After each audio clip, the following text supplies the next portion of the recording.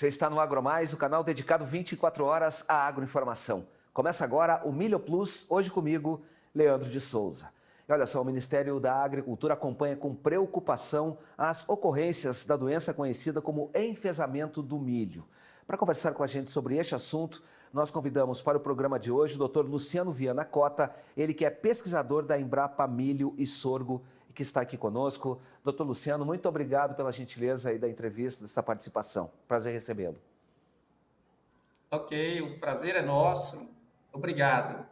Imagina, a gente que agradece. Doutor Luciano, só para a gente dar o pontapé inicial aqui e situar a situação, eu queria que o senhor falasse um pouquinho sobre essa doença, do que efetivamente a gente está falando, porque ela não é propriamente uma doença nova aqui no Brasil, quer dizer, o produtor já a conhece, né? Mas a preocupação aumentou bastante nos últimos tempos. Eu gostaria que o senhor falasse um pouquinho sobre isso, sobre esta expansão e as razões pelas quais isso está acontecendo. Exatamente, nós estamos, quando a gente está se referindo a enfesamento na cultura do milho, nós estamos falando de um problema que ocorre aqui no Brasil há aproximadamente 25, 30 anos. Ele foi detectado aqui pela primeira vez na década de 90. É uma doença causada por dois patógenos, um fitoplasma, um espiroplasma, e ainda tem o envolvimento de um vírus. E esses patógenos são transmitidos por um inseto, a cigarrinha do milho. E o que esses... Quando a gente está se referindo a enfesamento, o que seria então o enfesamento? Esses patógenos, eles se adaptaram a colonizar o floema da planta de milho. E se a gente pensar uma planta de milho como uma fábrica, o floema ele vai ser responsável pela translocação dos fotoassimilados, os produtos da fotossíntese, para o colmo e espiga e grão, que vai ser o produto final de uma planta de milho. Então, quando a gente tem esses patógenos colonizando esses vasos, provoca o entupimento desse vaso. E provocando esse entupimento, a planta, a gente não tem mais essa ligação fonte, produção de fotoassimilado, colmo, espiga. E esse acúmulo de fotoassimilados, açúcar nas folhas, que vai dar origem a esse nome da doença, enfesamento. A planta de milho ela adquire aquele aspecto amarelecimento, vermelhidão, e com isso a gente tem um subcrescimento da planta e, consequentemente, uma menor produção. E quando a gente está falando de enfesamento em milho aqui no Brasil, ela ocorre normalmente em surtos epidêmicos. Ela é uma doença que vem, ocorre em 2, 3 safras, e depois, com a adoção de medidas de controle, ela tende a diminuir. No entanto, no atual ciclo epidêmico que a gente está vivenciando, ele iniciou na safra 2013, 2014, aqui no noroeste de Minas, oeste da Bahia, parte de Goiás. E o problema se ampliou, sendo que nas últimas safras, em regiões que historicamente a gente tratava como doenças regiões pouco prováveis de ocorrer enfesamento, ocorreram surtos severos, que foi o caso dos estados da região sul do Brasil, Paraná, Santa Catarina e Rio Grande do Sul, safra 2019-2020. Ou seja, hoje a gente pode afirmar com uma certa segurança que enfesamento e cigarrinha do milho, ela ocorre em praticamente todos os estados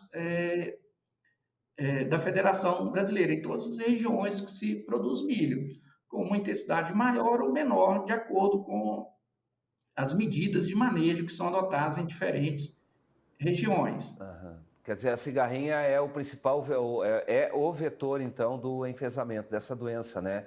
E a gente, como viu aí uma expansão muito grande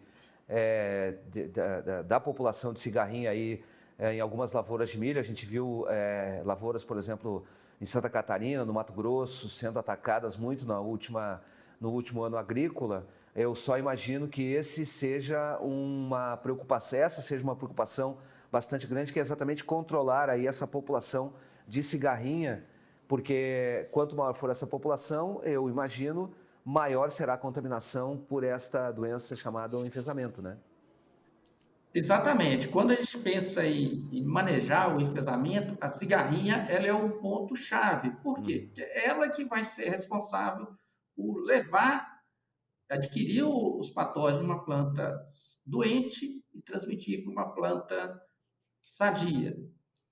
E a gente tem que tomar cuidado também as medidas para que evitar o máximo possível que essa cigarrinha tenha a oportunidade de se alimentar de plantas doentes.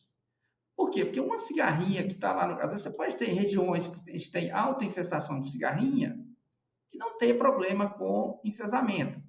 Isso por quê? Porque essa cigarrinha ela não teve a oportunidade de se alimentar em uma planta de milho doente, adquirir os patógenos. Aí, nessa condição, a cigarrinha não seria um problema, uma praga importante para a cultura do milho. Uhum. Ah, quer dizer então que é importante também observar se na região há a contaminação pelo enfesamento, a ocorrência do enfesamento, porque aí você pode ser pontual no combate, né? Pode ser uma ação específica naquela localidade ali. Seria mais ou menos por aí. Exatamente. Inclusive, essa é uma das ideias do monitoramento que o MAPA fez, a gente identificar onde que tem problema, onde que a gente tem cigarrinha contaminada, onde que não tem. Porque às vezes o produtor ele pode estar muito preocupado em controlar a cigarrinha pelo potencial de perda que o enfesamento pode causar no milho, e apareceu cigarrinha na lavoura, ele já quer controlar. E às vezes ele não teria necessidade de controlar aquela cigarrinha se ele está numa região que não tem histórico de ocorrência de enfesamento. Uhum. Mas o senhor me disse que essa doença ela começou a migrar no Brasil, né? Qual o risco de fato, a contaminação ela vir a ocorrer de maneira mais frequente? Porque o senhor me falou em ciclo, né? Ela não se repete, propriamente dito, num ano agrícola para o outro, na mesma região. Pelo menos não vinha ocorrendo isso, foi o que eu consegui compreender. Mas como evitar, por exemplo, que você tenha uma abrangência maior de contaminação e um ciclo menor, porque isso poderia estar em risco, poderia ocorrer? Realmente pode ocorrer se a gente não adotar as medidas para conviver com o problema, se a gente não quebrar esse ciclo da cigarrinha, se a gente manter planta de milho o ano inteiro no campo, manter a cigarrinha em contato com planta de milho infectada o ano inteiro, a tendência do problema é aumentar. Quando iniciou, se a gente pegar aqui o histórico de ocorrência, os primeiros ciclos aqui da doença, que é noroeste de Minas, oeste da Bahia, Goiás, essa é uma região que a gente tinha milho praticamente o ano inteiro, uma região que concentra áreas de milho irrigado, tem milho para silagem, é uma região importante para a produção de milho semente. Então, é uma região que a gente tem milho praticamente o ano inteiro. Então, se eu não adoto as medidas de manejo, de conviver, a tendência é o problema aumentar. O senhor disse que, na verdade, é uma doença que ocorre, é uma doença de clima tropical, né? A gente poderia dizer, por Exatamente. exemplo, que a região sul do Brasil, por ter um clima aí mais temperado, ele estaria livre desta praga? Se você me fizesse essa pergunta há 4 anos atrás, eu te responderia que a probabilidade de ocorrer enfesamento na região sul era baixa. Mas só que a realidade o que a gente observou há 3 safras atrás é outra. A gente teve surtos severos de enfesamento ocorrendo no Paraná, Santa Catarina e Rio Grande do Sul. Justamente por quê? Porque nós tivemos na safra 2019, 2020, um inverno menos rigoroso. Então, não houve essa quebra de ciclo da cigarrinha. E como daí estava numa região que os agricultores não se preocupavam com o enfesamento, os danos foram maiores, porque não tiveram oportunidade de adotar as medidas de manejo antes do problema ser detectado. Uhum. O senhor falou em medidas de manejo e o senhor falou a respeito da manutenção de culturas mais antigas, né? Porque a cigarrinha ela gosta muito de plantas mais novas, claro. O inseto ele vai procurar o alimento mais nutritivo.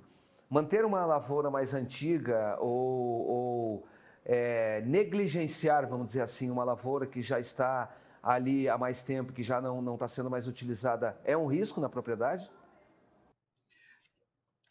Exatamente, esse é um problema que às vezes é difícil para o agricultor tirar esse milho, às vezes a área que ele tem para plantar é aquela, ele não tem como retirar aquele milho mais velho antes de plantar, mas se ele tem uma área com milho que teve problema com enfesamento, mesmo que em baixa intensidade, ele tem que tomar muito cuidado para plantar a próxima safra próximo, antes de colher esse milho. E esse problema é ainda maior e mais grave quando a gente pensa em vizinhos.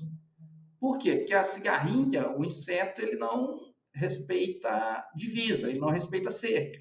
Então, se eu tenho uma área que vai ser plantada, eu tenho um vizinho 2, 3 quilômetros que está com o milho um pouco mais adiantado, a tendência é que essa cigarrinha migre para a minha área, para esse milho mais jovem.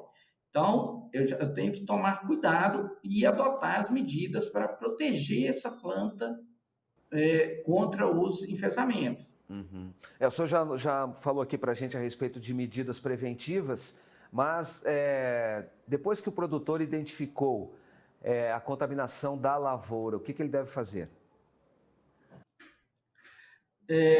O problema, talvez o mais sério que a gente tenha quando a gente pensa em enfesamento é exatamente esse. Por quê? Como a gente comentou, a cigarrinha ela se alimenta de uma planta jovem. Mas, no entanto, o enfesamento, o sintoma da doença, ele só vai aparecer com a planta lá com 80, 90, 100 dias de idade. É uma planta que já está ali no pós-florescimento. Então, para essa lavoura que já está infectada, naquele caso ali ele já não tem mais o que fazer. O que ele vai fazer é pensar numa próxima lavoura, no próximo plantio que ele vai fazer.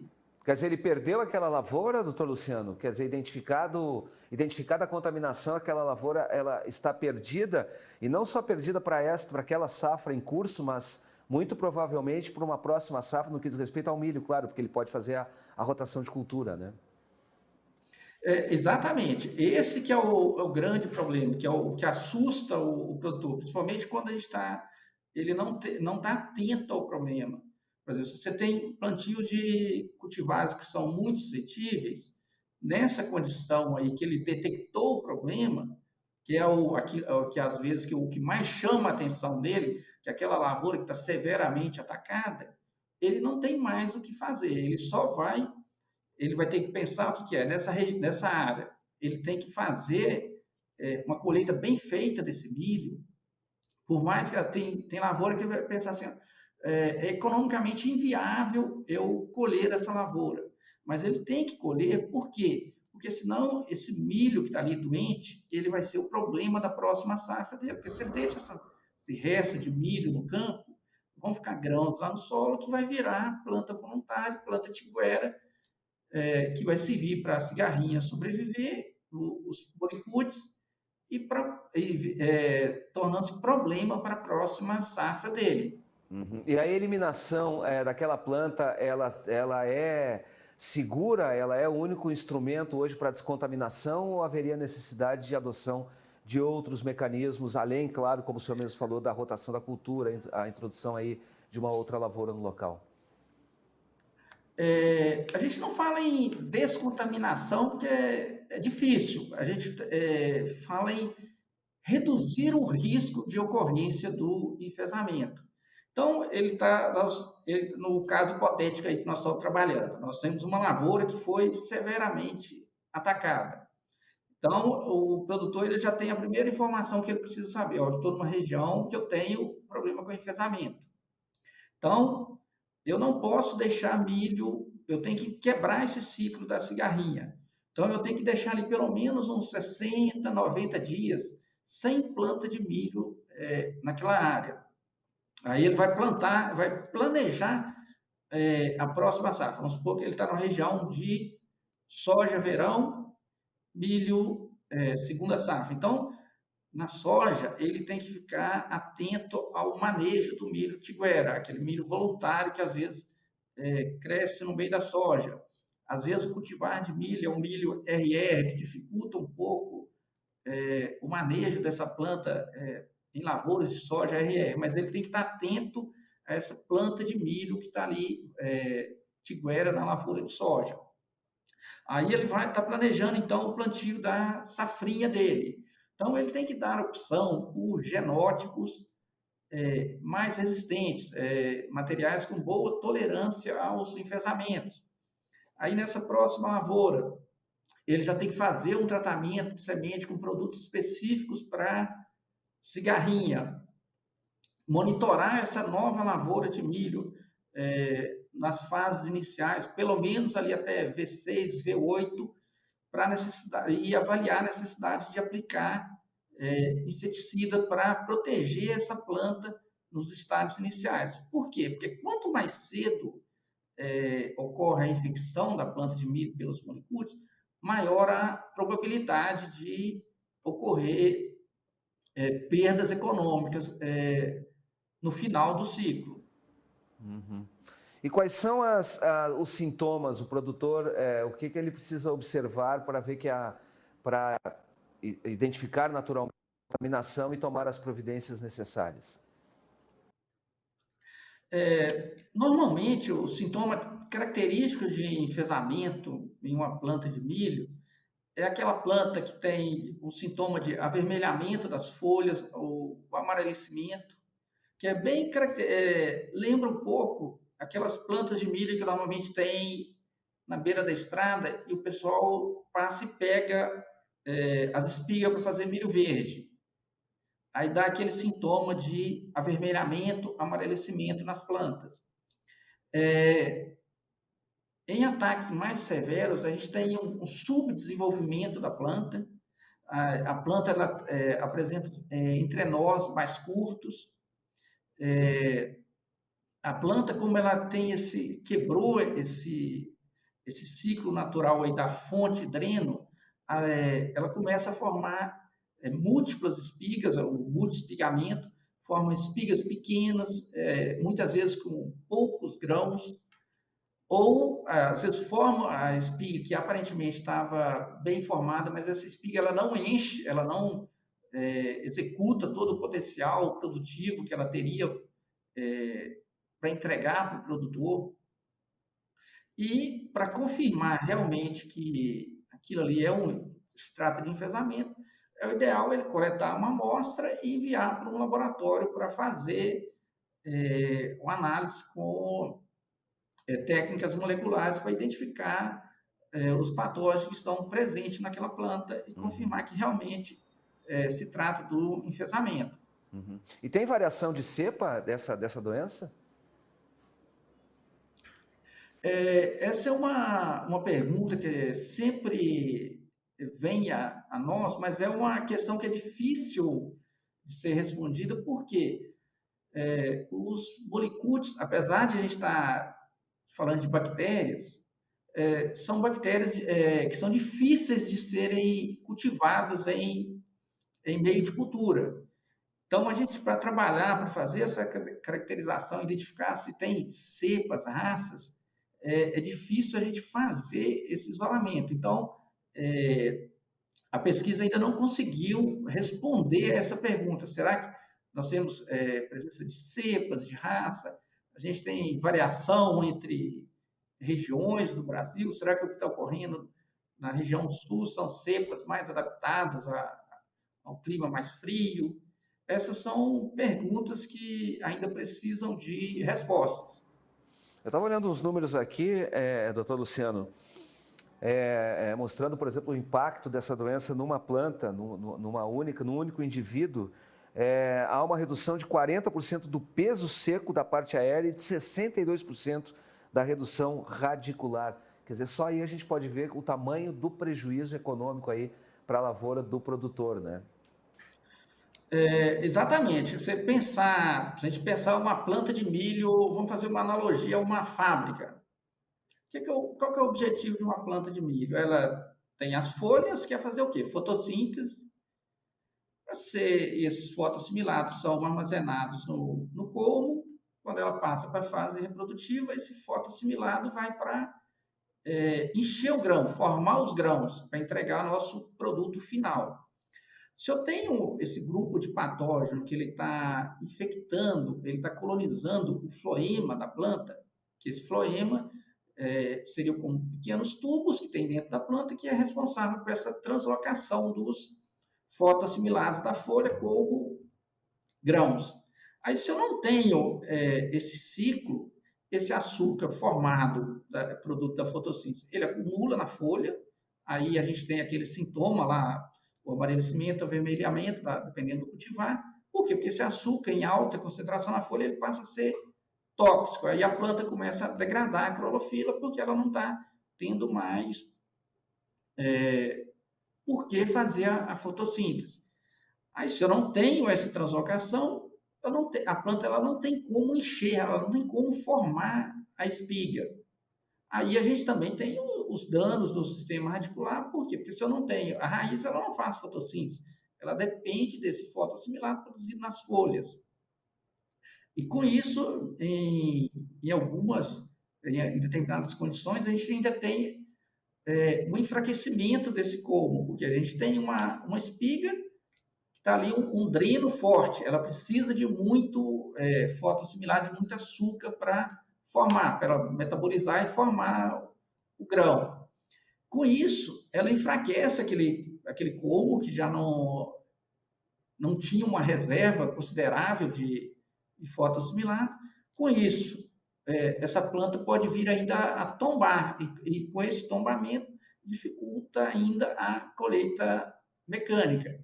Aí, nesses casos, o prejuízo para o produtor é ainda maior. Às vezes, a gente pode chegar em lavouras que perdeu 80% até 100% devido à dificuldade para ele conseguir colher. Olhando do ponto de vista da evolução, as medidas adotadas, agora o senhor falou, quer dizer, a gente já convive aí com essa doença desde os anos 90, poderíamos dizer que talvez a negligência, a falta de cuidado que o senhor apontou aqui, muitas vezes até pelo desconhecimento do produtor de como combater aquela praga, tenha tornado essas variantes aí mais resistentes, mais difíceis de serem combatidas? Quer dizer, se mantivermos, então, a falta de atenção a essa questão, poderíamos estar criando, de repente, cepas tão resistentes que talvez fosse até complicado de combatê-las? Eu não diria cepas resistentes. O que ocorre é que quando o produtor, como você comentou, pelo desconhecimento, começa a deixar muita planta de milho no campo, a gente começa a aumentar muito a população de cigarrinha e população de cigarrinha infectiva. Então, essa grande população de cigarrinha infectiva que é o problema mais sério. Por quê? Porque quanto mais milho eu tenho no campo ao longo do ano, mais cigarrinha infectiva a gente tem. E se a gente pensa hoje, se a gente comparar o cenário de produção de milho no Brasil, hoje, praticamente, diria, mais de 80% do milho que é plantado no Brasil hoje é milho segunda safra, ou o milho safrinha. E quando a gente compara a população da cigarrinha, tamanho da população de cigarrinha no campo, se a gente comparar a evolução da população de cigarrinha no campo ao longo dos meses do ano, a gente tem aí um período de entre-safra. Vamos considerar aqui julho, agosto, setembro. A gente tem pouco milho no campo. A tendência é a população da cigarrinha começar a diminuir. Aí a gente começa a plantar, às vezes, milho para silagem, algumas regiões plantam milho verão, Aí essa população de cigarrinha começa a aumentar novamente. Aí ela começa a multiplicar e vai dar um pico populacional mais ou menos ali em fevereiro, março. Aí, nesse momento, fevereiro, março, o que a gente tem no campo? É o nosso milho segunda safra. E se a gente pensa, então, o momento que o pico populacional da cigarrinha, ele coincide com o pico de plantio de milho safrinha também no campo, que talvez esse seja a combinação pior que a gente tem, o cenário pior que a gente tem. Se a gente não conseguir retardar essa população, esse desenvolvimento da população de cigarrinha, para que esse pico populacional, a gente diminuir esse pico populacional da cigarrinha no campo, que coincida com esse início de plantio de safrinha, que esse fevereiro, final de janeiro, fevereiro, início de março, que vai ser a janela ali que nós estamos colocando o nosso milho safrinha no campo. Então tá aí a dica, o produtor tendo essa informação também pode tomar algumas medidas e também procurar aí os órgãos de pesquisa que com certeza vai receber as orientações para evitar mais prejuízos aí à sua lavoura. Doutor Luciano, muito obrigado pela gentileza da entrevista, foi um prazer enorme ter conversado com o senhor, tê-lo recebido aqui. Obrigado, o prazer foi nosso, realmente estamos à disposição, a gente sabe que a pesquisa ainda tem muitas, igual a gente comentou, tem muitas questões a serem respondidas e a gente sempre fala para o produtor, manejar cigarrinha, enfesamento em milho, a gente tem que focar os 365 dias do ano. Não dá para focar só ao longo do ciclo do milho, nos 150 dias. Talvez essa é a informação mais importante que a gente tenha que deixar para o produtor, conhecer e trabalhar para o manejo da doença ao longo do ano, dos 365 dias.